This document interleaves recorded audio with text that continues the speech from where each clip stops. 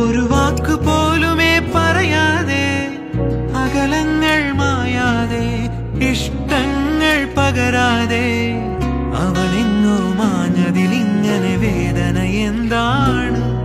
ആ പുണ്യ മനസ്സിലൊളിച്ചു കിടന്നത് ആരുടെ പേരാണ്? അതിനുത്തരം എന്താണ്?